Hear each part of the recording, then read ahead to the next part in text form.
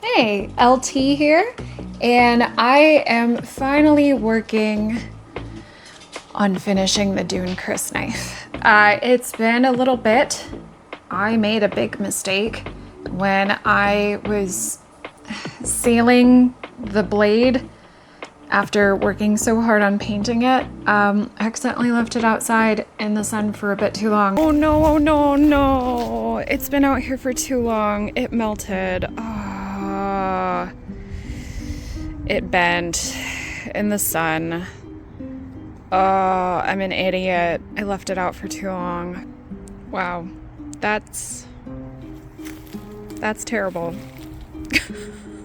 Hold on, maybe putting pressure on it very gently. I feel like such an idiot. This happens. This happens sometimes. You gotta be careful.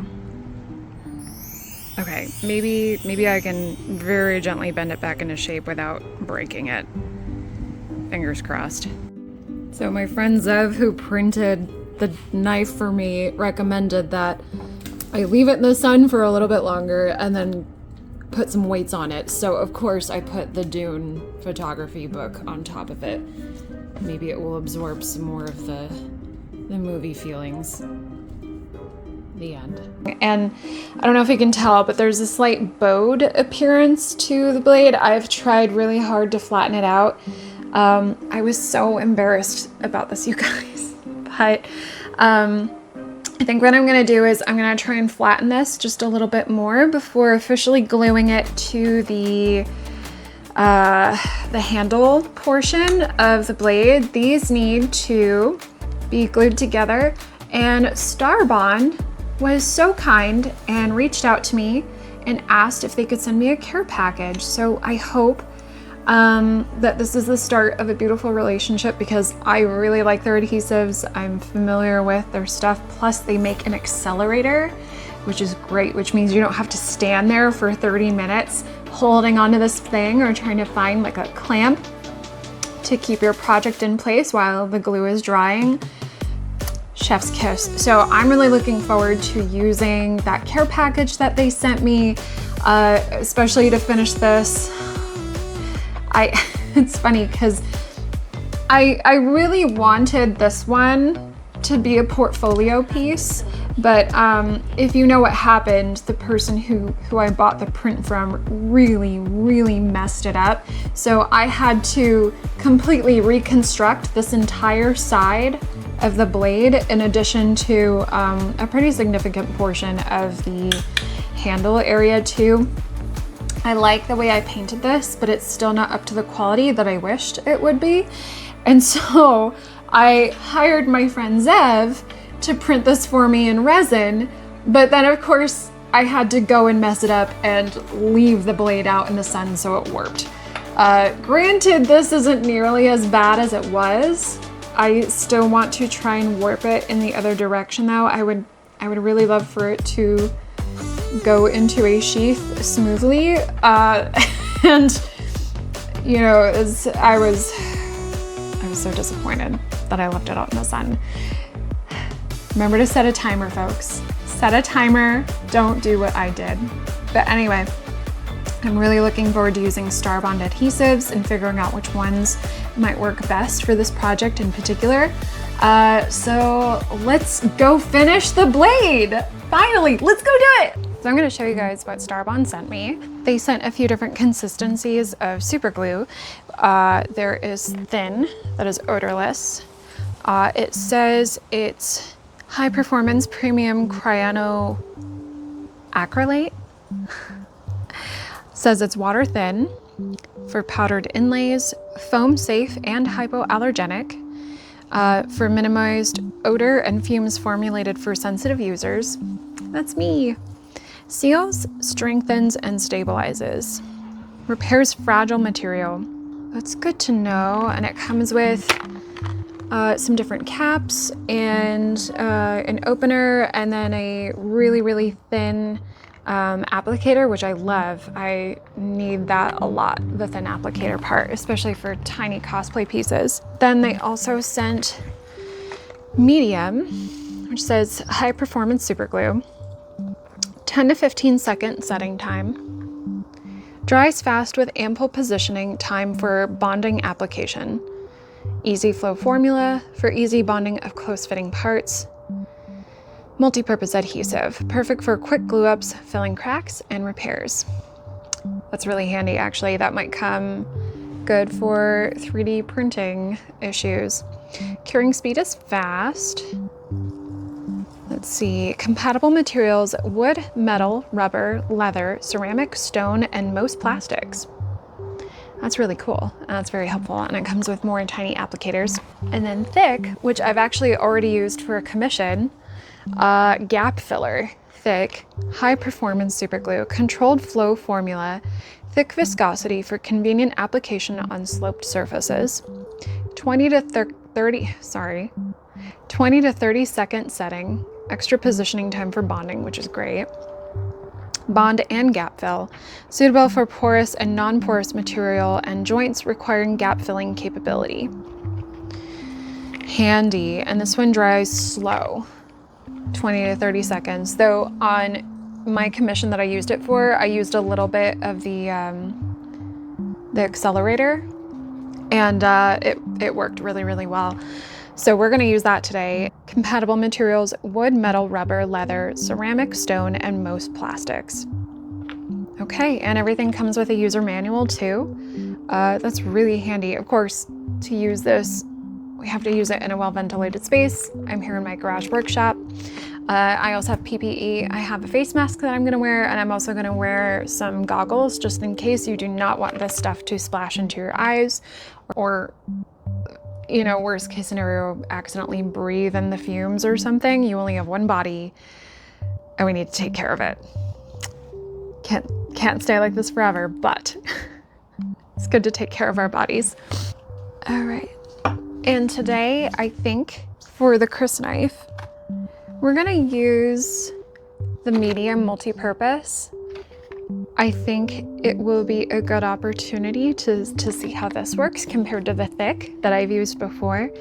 And I think it'll also be good for filling cracks too, as well. If some of you have been to my lives before, you know that these two pieces aren't quite flush with each other, and I really don't want to use heat to make them fit together better. But if you can see, there's like the tiniest little gap in between these two pieces, even on this side. So I think what I'm gonna do is I'm gonna use some of that medium glue, and I'm gonna put it here. Actually, maybe I should use the thick on this.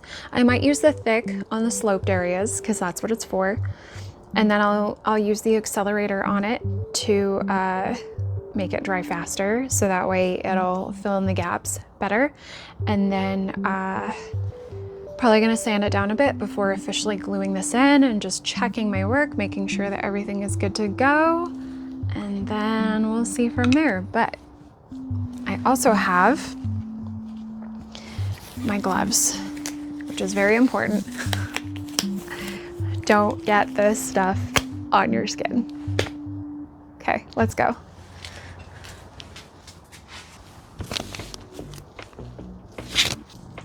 I ultimately decided to go with the thick version of the Starbond super glue. I ended up realizing that if I went with the medium, it might be a little too runny. And since I was most familiar with the thick viscosity of that one, I figured it would also help to gauge better what the accelerator was going to do. At first, I put the accelerator on as a layer first, and then I realized that it evaporated too quickly in order to use it on the super glue. So what I ended up doing was putting on the super glue first, spreading it out just a little bit, as you can see here, and then dabbing it on later on, almost kind of like nail polish remover in a way.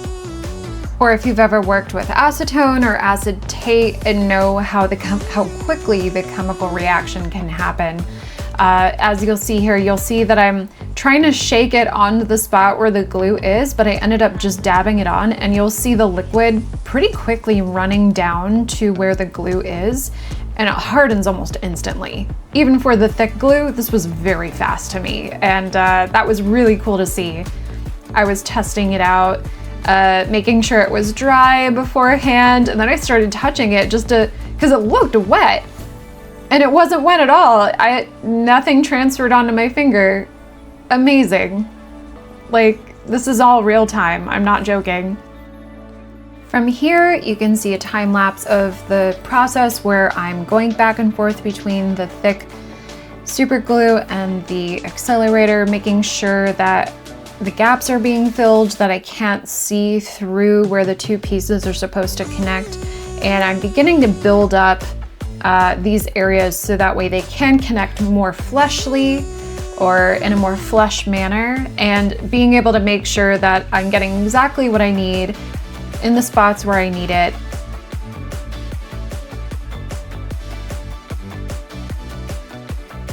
After gluing the two parts together, I noticed that there was still some gapping happening.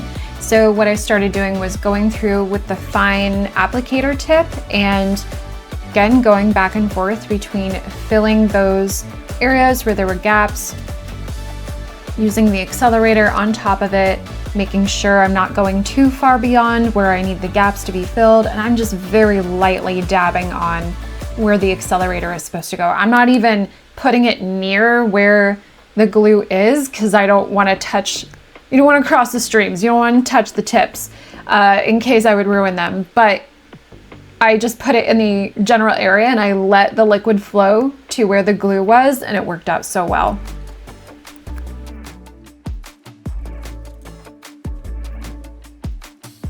And the final moment of truth where I finally got to glue the blade into the hilt of the knife. Very exciting. Of course, I put some glue down on the inside where the two pieces would connect. And then I put a little bit on the outside just to reinforce it a little bit more.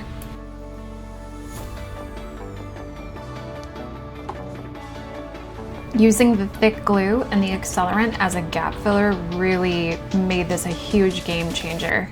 I don't think I'm ever gonna go back to using something else. This is more than what I could have hoped for. I'm very pleased with how this turned out. Okay, I'm really glad I had my cell phone filming at the same time because the battery life on this guy freaking sucks. I would have lost all my footage. Thankfully that didn't happen. I was smart and I thought to film on my phone as backup. Definitely more reliable. Probably gonna have to plug this guy in from now on. I don't trust you. I don't trust you. But anyway, Crysknife is now assembled. That's very exciting. So what I wasn't expecting was some of the paint to kind of get reactivated. It almost looks like a patina on here. It's not a deal breaker for me, but just be aware of that when you are doing this. I do actually have to go back in and paint some of this to weather it a little bit more. So that way it looks like a Crysknife that has been worthy of a person on Arrakis be used and stuff. So I am gonna go in and I'm gonna paint over the gap filler that I used. The accelerator worked super fast. I was very impressed. I know it's really dry here in Southern California today. I think humidity is like 10% or something crazy like that. But it's, yeah, it worked really, really fast. As it was, the glue was already working really fast. I'm glad I used the thick stuff to fill in the gaps. And now I can't see through the model at all. That's great. That's exactly what I was hoping for. But in addition to that, the glue itself is a little bit shiny. And so that's also something that you're gonna have to do going forward. I used the glue and the accelerator for gap filler a little bit like how I would with clay, I guess, except I'm not really expecting to take some of it out. I am going to paint over it so that'll help take away some of the shininess. I'm gonna add actual sand and dirt and put it in some of the crevices here. So that will be next. Just so that way this looks a little more lived in. It looks more like an actual thing that somebody would use rather than just a prop that I would have with a costume, because I like storytelling like that. But yeah, the gap filler worked amazing. This is my first time using it. I was not sure what to expect, and it worked beautifully. I'm very, very impressed. Feels pretty solid. I can't see through the model at all. Yeah, really freaking cool. Thank you so much, Starbond, for sending me your care package so that way I could try out a bunch of your different stuff. I'm very excited to continue using your adhesives further. Apparently they're small batch made, so that means that they are less likely to go bad. Their efficacy is more reliable in that way too. And I used to be a Gorilla Glue girly. I think I'm sold on Starbond for reals. Yeah, I think so. So thanks to Starbond. May your knife not chip and shatter.